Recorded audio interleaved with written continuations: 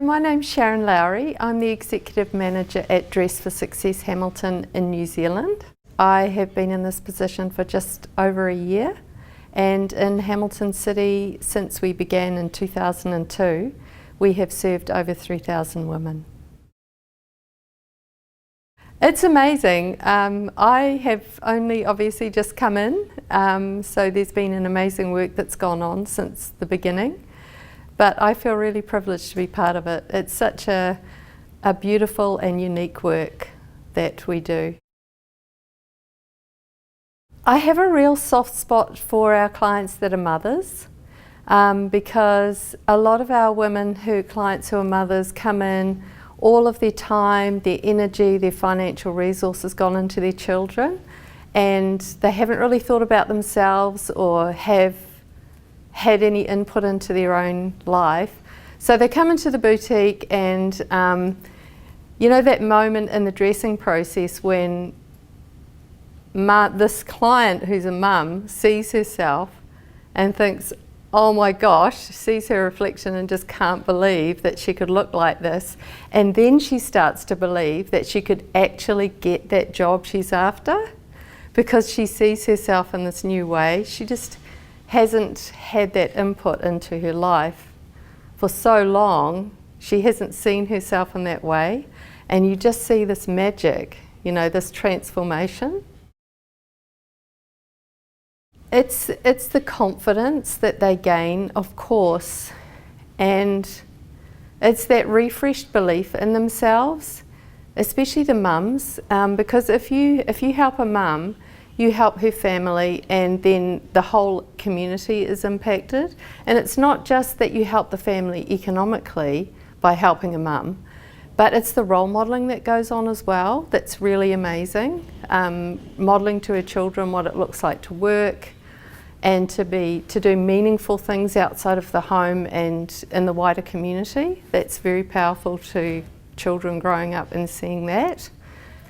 Because I'm there on site in the boutique, I just see this magic every day of women being transformed. So I see my role as a person who reaches out to the wider community to tell people about Dress for Success is to give other people the peek behind the curtain that I see every day being at the boutique and seeing this transformation of shyness, looking down, feeling nervous, to this growing self-belief that just emerges in that short space of time. It's amazing. The conference has been really helpful because we're coming together as a group of women who instantly understand this beautiful and unique work that we do. And I believe that each woman who serves in this space has the same heart. It's for the women that we serve, and so there's that instant connection. Whereas in other spaces that you go into, you sometimes have to start by explaining what Dress for Success is, how it works, what it does for women. But when you come together at conference, you are instantly connected to each other through this thing that we do all around the world.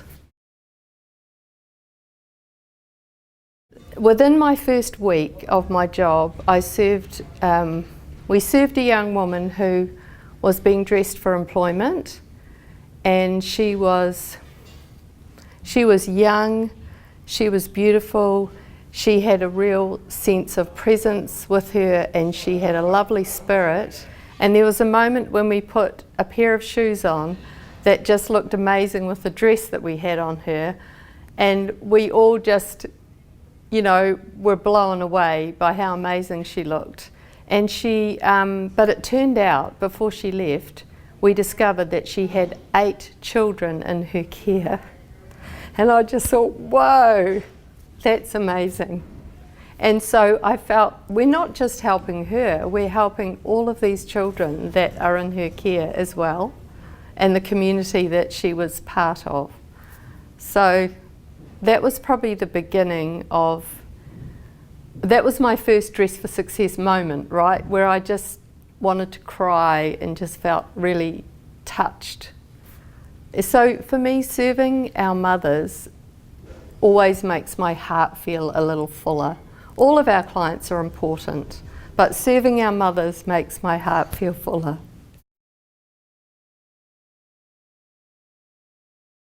Transforming.